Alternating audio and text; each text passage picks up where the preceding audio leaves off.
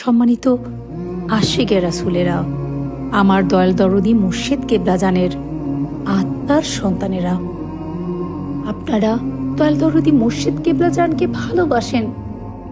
দয়াল দরদি মুর্শিদ কেবলাজানের নির্দেশিত পন্থায় নির্ভুল ইবাদত বন্দিগি করেন।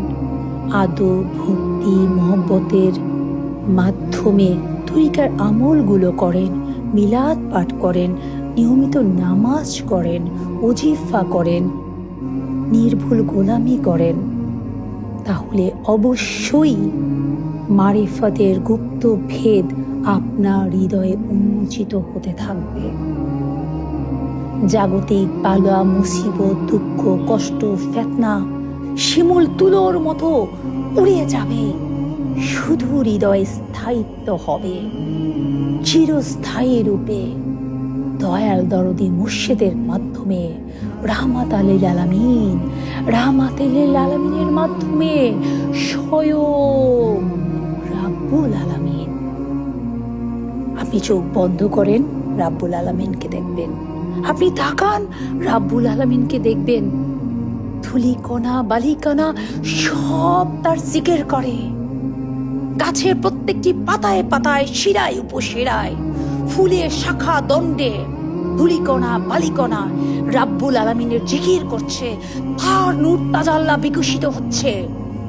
দেখার জন্য যোগ্য চোখ শর্ত, আর সেই চোখ উন্মোচনের জন্য, মারিফতের গুপ্ত ভেদ উপলব্ধি করার জন্য সর্বপ্রথম মুর্শিদকে হৃদয়ে বসাতে হবে। মুর্শিদ হৃদয়ে বসলে মুর্শিদ একা আসবেন না।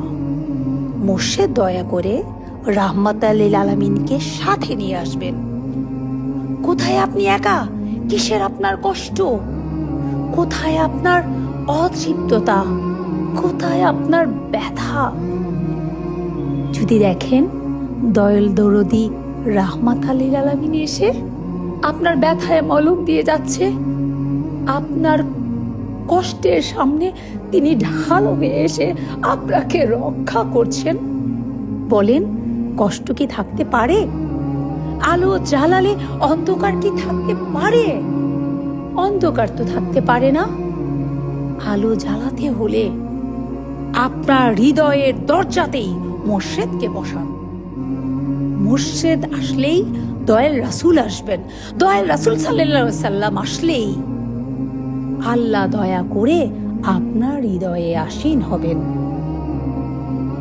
আমার দয়াল দরদি মুর্শিদ কেবলাজান আমাদের মতন গোলামদেরকে সত্যিকারের আশিকে দেওয়ানবাগী, সত্যিকারের আশিকে রাসূল হওয়ার সুযোগ এবং সৌভাগ্য দয়া করে আমাদের প্রত্যেককে দান করুন।